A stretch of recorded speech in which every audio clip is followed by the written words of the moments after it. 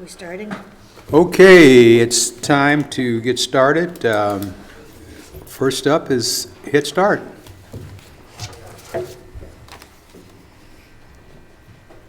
Okay, good afternoon. Good afternoon. Good afternoon. Is it still morning? No, afternoon. No. All right. Okay,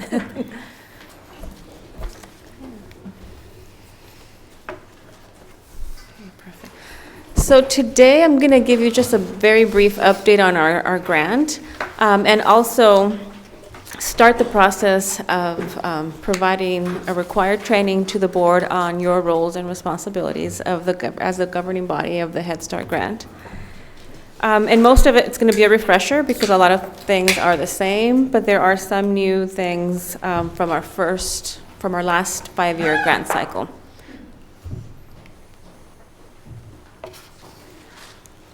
So after the negotiations, when we submitted our application, there were some minor changes.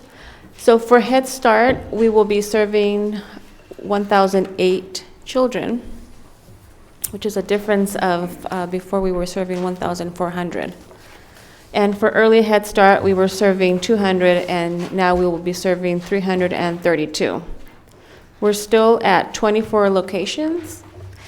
One thing that is different is we are going to be working with some child care partners, and you'll be looking to approve or disapprove some contracts today for child care partners with Children Today is one of them, and Comprehensive Child Development. And the services that we're contracting them to do is to provide an extended day, so a full year, 12 months of child care service, as well as longer days than we currently offer for up to 10 hours a day. So they'll be providing the child care. Head Start staff will still be providing all of the other supplemental Head Start services. Is this something different for Hit Start? Yes. To do this? It's something new to our grant now. Head Start generally as an organization or as a program has been doing it in other places. We just haven't done it here in Long Beach until now. Okay. So it'll be new for us. Is there a reason that you're? So one of the reasons is because our staffing is really expensive. So in order to meet the needs of the community and provide longer days and full years of service, then this was the most cost-effective way for us to be able to do that. That makes sense. Claudia, could you forward a copy of the PowerPoint to Leticia? Because She has because of the glare, it's a little bit hard for me to read off the screen right now. Okay. And the And print's that's a little tiny. bit small on the, yeah, thank you. She has a copy, yes. Okay, thank you. Yeah, it's just hard off the glare to read right now from this angle, yeah. Okay. Thank you. So we were awarded everything that we requested in the funding application, and we got some supplemental funding to help us with startup. So changes from a lot of home-based now to more center-based for infants and toddlers, and also converting some preschool classrooms into infant-toddler classrooms. And then the supplemental funding also included a cost of living adjustment. And those things were approved sometime in July, I believe. So that's just a brief below it overview of our total budget. I'm trying to see here, sorry. So that's an increase of our per child reimbursement. It went from, for Head Start, $14,926 to now it's $18,001. And that is because we're doing more what we call extended day. So an extended day is a 7-hour program, and before we were doing a 3.5-hour program. And for Early Head Start, our per child reimbursement went from $19,523 per child to $21,462. And this was because the majority of our services for Early Head Start were being done through a home-based model where a teacher went in to provide the services in the home, and they did that for 12 families, and now we're more center-based, and for center-based, we have one teacher for every 4 students. Some of the other key changes is we are now serving 40 new center-based spaces, specifically for infants and toddlers infants, which are 3-month-olds to 12-month-olds. And so all of those 40 are at the Educare school. We also now have 208 spaces for toddlers, so those are 1 to 3-year-olds, and those we have sprinkled throughout the community at 10 different locations. We will have 100 full-day spaces, a full year. We're serving families and children up to 10 hours a day, and that's through our child care partnerships. And we have increased our extended day program. It used to be 6 hours to 7 hours a day. And we are now serving 627 preschool kids in an extended day space. And for home base, we reduced from 120 to 48. So we still have home base services, it's just less. Claudia, do you still have capacity to add more kids? From what I mentioned? Yeah. So that's what we're funded for. Some of the classrooms, we did reduce the class size to like 17, and we can go up to 20, so we could Okay. go up. We wouldn't get additional funding for it, but we can potentially do that. We would not get additional funding. We would not. We But would we're have at to apply for We're it. at capacity with those numbers, enrollments? We're still enrolling now. As of last week, we were at 80%. Okay. And so our classrooms don't open until September 3rd. We got a little bit of a startup period because we got the grant so late, we weren't able to do enrollments until like July. Right. So, but we are on track to fill all of those vacancies. And do we have a list of the locations? Yes, we do have a list. I don't have it here with me, but there is something that Dr. Baker. I actually brought it today in the yellow folder that you have, that's one of the Awesome, okay, documents. thank you. And Are so in the- that folder, you can see that's the Head Start, also CDC and Title I and TK programs throughout the district are reflected on that form. And that was actually from board feedback, so thank you for the map that's in there was the way that you said it, really helpful. And I don't know if you're done enrolling, but I assume that the 40 infant spots at Educare are gone or near gone, or have a list of at least 40? The infants, we still have some spaces. We are full in for the 2-year-olds and I believe the 1-year-olds, but for the infants, we still had, I think, about 10 spaces. Okay. And so we're recruiting in the community. One of the things for Head Start is we haven't done this in the community before. It's a very first time serving babies. So we've put out the word.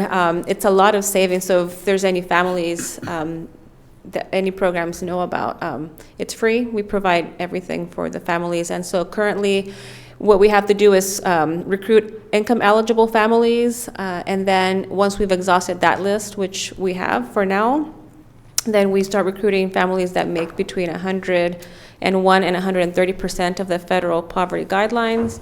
And after we've exhausted that, then we can serve over income families up to 10% of our enrollment spaces. Is it possible to, and I don't know, Mr. Superintendent, if it's possible yet, to do a message to the Barton families who may have siblings who haven't considered it or didn't know that infant spaces were available, maybe sending out an e-blast or a phone call that says, if you've got little ones at home, these slots weren't open last year, so maybe they're not even thinking they're available. Right. Or we can just call them baby babies. The baby babies. These maps are awesome, Dr. Baker. Yeah, yeah, fabulous. Okay, so as I mentioned, this is required training. That's part of our funding terms and conditions, but it also helps us assess what you need to know. And if you have any questions about the Head Start program and your roles and responsibilities, it helps me understand how to provide that information to you better. So I'm not going to read the performance standards to you. So one of the things that's unique to Head Start is this notion of a shared governance model. So the governing board has the legal and fiduciary responsibility over the grant, but there is a portion that parents are responsible also to provide their input and also approve certain things. So the governing bodies obviously have the legal and fiscal responsibility, but the parent policy councils are responsible for giving us the direction of the Head Start's program and our goals and our objectives. So it has to be based on what the current community, which includes our families and children, what their needs are and what their interests are.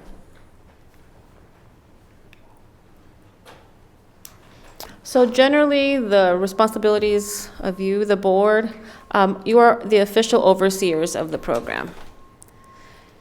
Legal and financial responsibility for the grant is something that is one of your responsibilities. The board also assures compliance with federal laws and regulations and the financial integrity of the agency.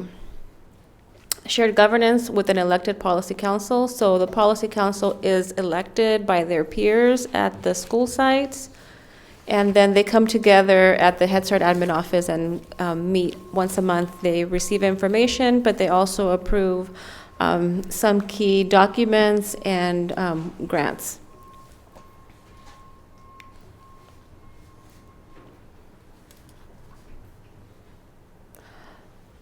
So I'm going to share this information because I want you to have it, but I'm going to just say up front that it doesn't apply to the Board of Education.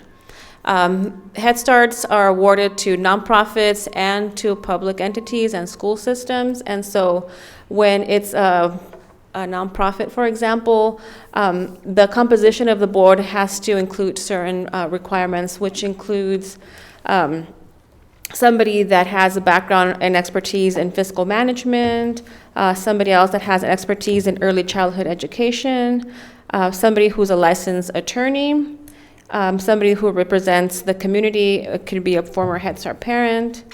So there's an exception to that clause, which is if you're an elected official, then you don't have to meet that composition as long as you have a consultant or staff that have those expertise. So because you're a Board of Education that is elected, we don't have to follow that. We fall under the exemption. And of course, your executive staff and consultants on staff would help meet the other part of that requirement. Starting with the duties and responsibilities. So I do have a lot of regulations here, but to make it easier, there is a matrix. It's a one-pager, and it should be on the right-hand side of your folder. It looks like this.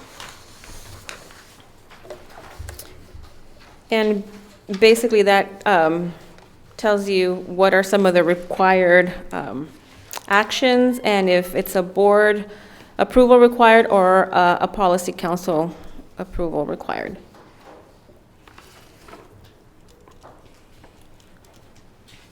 So one of the things that is new to this matrix and the roles and responsibilities of the board, and it was just put into the revision of the Head Start performance standards in 2016, which was after the beginning of our last grant cycle, is that the governing body must use ongoing monitoring results data and school readiness goal data to help you conduct your responsibilities. So we've already been sharing this information when we give you information about our student outcomes, how they did on assessments, our program information report. Now it's just written into the Head Start performance standards and the requirements. So nobody can read that. But you do have a one-pager to help you.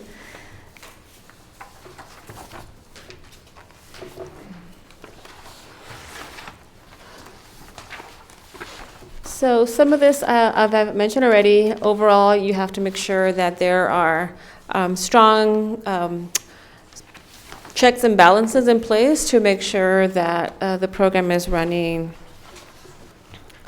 functionally and we're meeting all of the performance standards. So here I've underlined, and this is all better seen in your matrix. But generally for the board, you're responsible for selecting delegate agencies. Well, we don't have any delegate agencies, so I didn't underline that. Establishing procedures and criteria for recruitment, selection, and enrollment of children. That happens in November when we start working on our refunding application. So when you get that refunding application, a lot of this information will be in there. So every year we have to survey the community and see if there's any updates to our community assessment, and that's how we determine who is going to get priority for enrollment in our program. And so you have to approve that criteria. Review applications for funding and amendments to applications for funding. Establishing procedures and guidelines for assessing and collecting information. So that's our confidentiality policies, and we follow the same that the district has. Establishing procedures and guidelines for assessing and I said that already, sorry.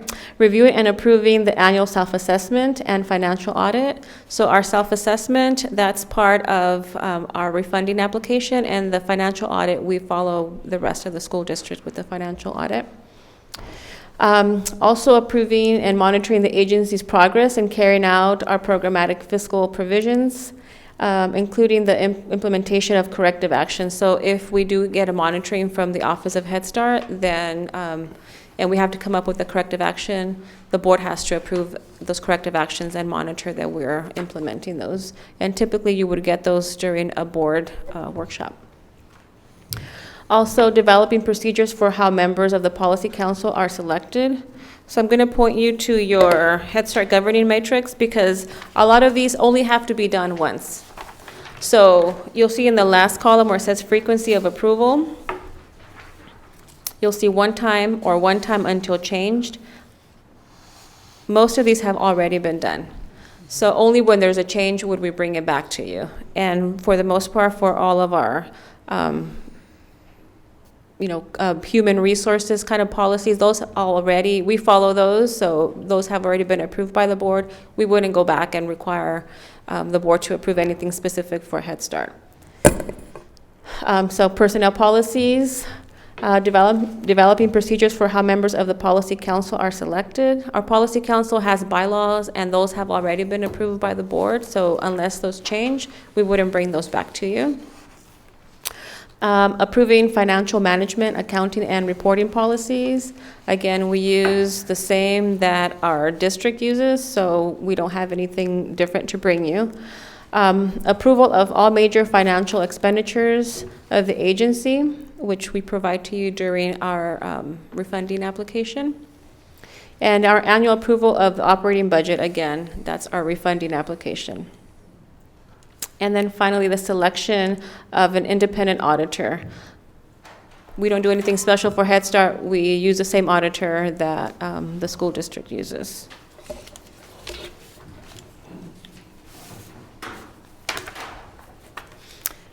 As I mentioned earlier, if there's any monitoring from the Office of Head Start, then the board will be responsible for ensuring that we have corrective actions to those, as well as any audit findings.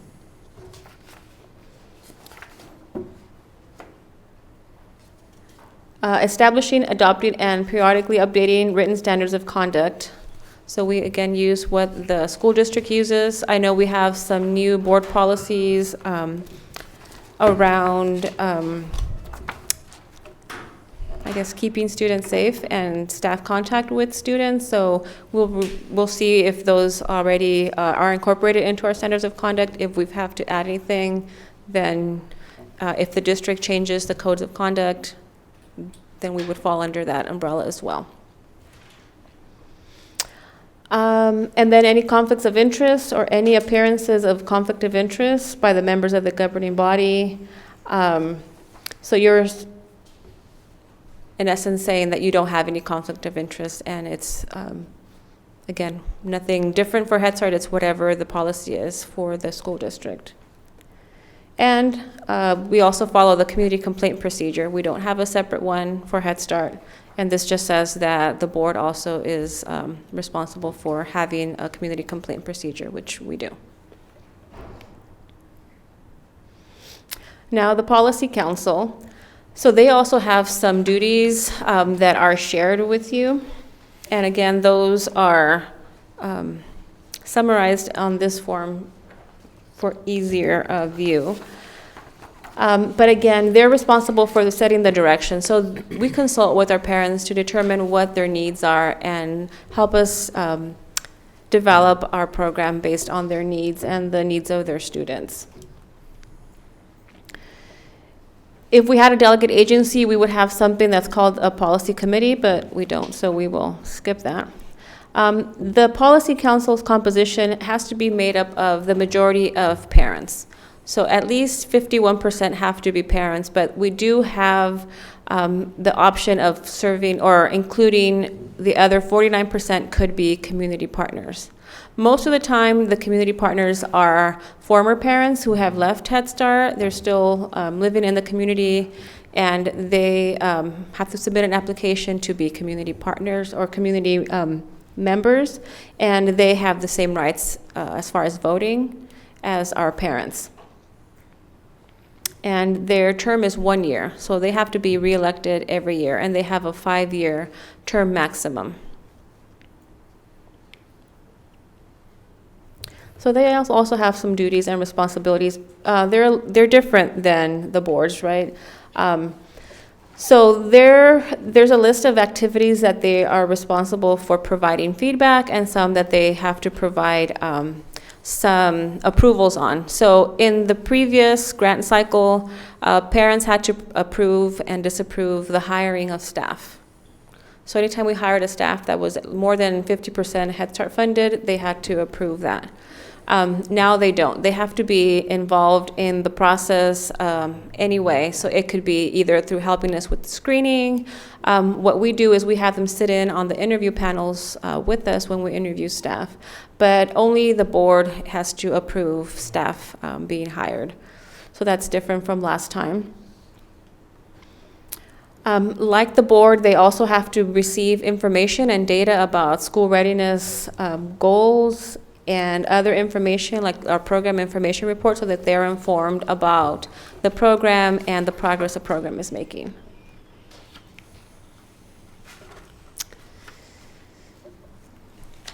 Now, one thing that is different are the impasse procedures. So because this is a shared governance structure, and even though the board has the legal responsibilities, there are some things, for example, our funding application. If at any time the board approves something and the policy council does not agree, then we have to implement these impasse procedures. And the thing that is different here is if there's, after having, what is it? Like a resolution, you have a third party. If there's still no agreement, then the last part. So if no resolution is reached with the mediator, then the governing body and policy council have to elect a mutually agreeable arbitrator whose decision is final. So that's the new part of this. I don't think we've ever had any impasse with our policy council, but this is one of the new regulations that require us to have that language in that policy.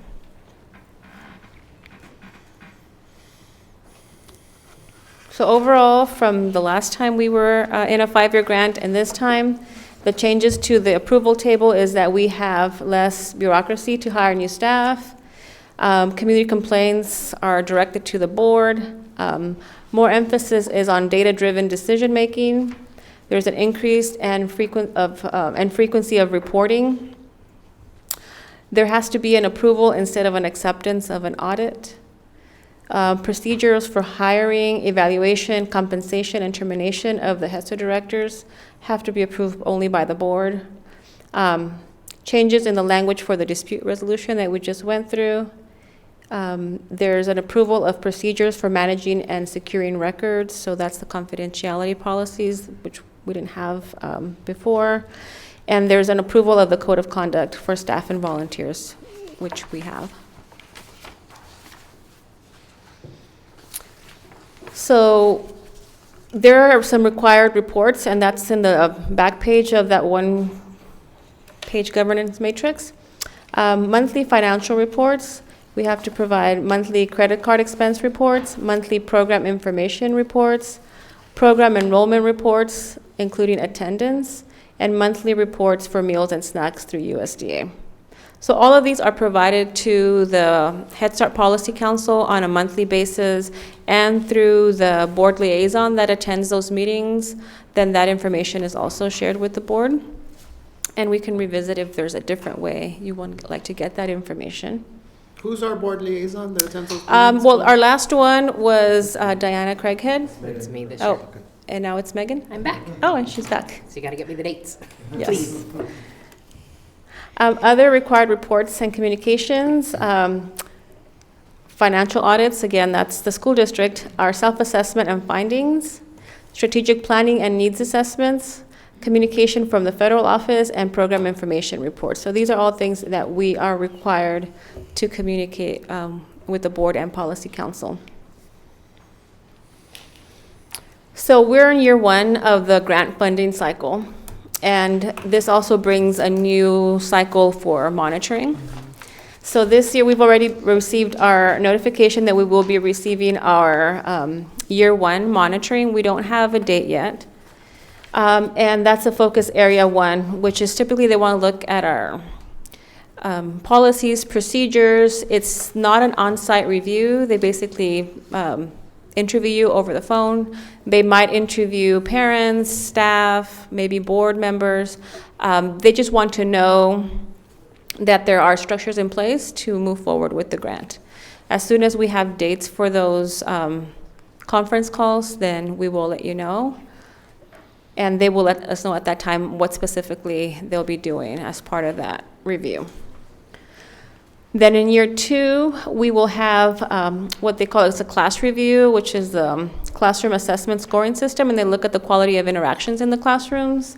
They also look at health and safety and services that we provide, so like the health, nutrition, mental health services, as well as they do an enrollment audit, and that happens in year either 2 or 3. And there's also a financial audit sometime in year 2 or 3. And then year 4, they'll tell us if we have to recompete or not. And in year 5 is when either we're writing a new grant again, or we don't have to worry about doing that. We get a grant without having to recompete for that. And that's what we're hoping for. So again, just as a reminder, what triggers a recompetition is having any deficiencies in any of those reviews that in year 1, 2, or 3. If we're not making progress towards our school readiness goals, if we have low class scores, if any of our licenses are revoked from the state of California, if our grant is suspended by the Office of Head Start or any other grants that we might be operating, if we are debarred from federal or state funding, if there's an audit that indicates material weakness or high risk or not going concern. Doesn't sound right. Okay. So the next steps, we have to complete a governance screener, and that's due within 60 days. And basically, what that is it assesses the board's needs for training. So you also have that in your folder. And that is due within 75 days of our grant. Our grant started July 1st. So if you can look at your governance screener, what I will do then is try to schedule a meeting with Dr. Felton Williams and go through that together. And so if you give your feedback to Dr. Williams, then we can complete that certification. One of the things that I'm looking for is if there's any different way that you want the information communicated, then it would be helpful for me to know. Typically, I'll present at a board workshop. If we have like monitoring results or a review coming up, I'll send a memo to Letitia, and then she will share that with the rest of the board. But there's other ways. So if there's anything that you would prefer for us to be a way to be communicating, let me know. The other thing that I had mentioned is that the board liaison also is the liaison between the Head Start Policy Council and this board, and so a lot of information is given to the board liaison. So that's another way that we can communicate. So the program information report is due to the Office of Head Start and Health and Human Services, that's what HHS stands for, at the end of this month. And that's where we report all of the services that we provided last year. And so I will be sharing that with them, and then typically I will come back in November and then give you an update of all of our student outcomes and our program information report and our self-assessment, all with our refunding application packet. We also have to complete an environmental health and safety screening for all of our sites, and that's due in mid-November, verifying that all of our sites are safe for children to be in. So I will also be providing you with an update on the status of the self-assessment corrective action plans. Again, that everything is due before school starts, so we'll be providing that in November. And at that time, we'll have information about school readiness, how we ended last year, and then how we started during the new school year. We'll have the new enrollment and selection criteria. So we approve it, we bring it to you for approval in the fall, and we start recruitment in February. So you'll be approving, hopefully, or giving us feedback in the fall for the criteria that will be used for the 2021 school year. And then finally, our refunding application is due April 1st of 2020. So there'll be a lot of different things that you'll be getting, pieces of information that you'll be getting leading up to the final approval of that refunding application. So do you have any questions about Head Start or the roles and responsibilities of the board? Thank you, Claudia. A couple questions. Yes, sir. One is with respect to the policy council. I know that with different Head Starts, some of the challenges facing policy councils are just capacity to be able to perform their roles and responsibilities. Mm-hmm. Do we provide any, technical assistance, support, training workshops to build parent capacities to be effective policy council members? Yes, so our board, our policy council is elected in October, so they start school in September. We're at their first meeting, they're given information about the policy council, the roles, the different roles and the different positions. In October, they elect representatives from each site, and then we have a week-long workshops and orientation for all of our policy council members, and then for the specific executive committees. So that happens throughout the year. And we also have staff who, we have subcommittees, so we have a finance committee, a personnel committee, program and evaluation committee, and each committee is trained on their roles and responsibilities as well as the bylaws. Is that out of compliance, or is that stuff that we're doing sort of out of our own volition? Well, we have to do it, but the way we do it is really up to us. Okay. And so that's one of the ways that we've determined it's been most effective. One of the things that the parents that are in PC this year have said that we do have issues with turnover, so it's it takes a lot of their time. And so one of the ways that they thought that we can get parents to really come and commit to coming is upfront, having a previous policy council member sort of go to the orientation and tell the parents from their perspective what their experience has been like. So that's something that we'll be instituting this year. Okay. And then related to that, I know that we, for various reasons, we're delayed in us knowing about Head Start and sort of us preparing for that and anticipating getting it, but not officially being able to do a lot of stuff. Can you remind us what we got dinged on the last grant that we had to compete again, and the challenges that sort of getting a late start right now present for us, so that we don't have to recompete in 4 years from now? So right at the beginning of the grant, we had a series of what the Office of Head Start calls lapses in supervision. So children that have been unsupervised for any amount of time. So it was at several sites where a child left the classroom, the teacher didn't know.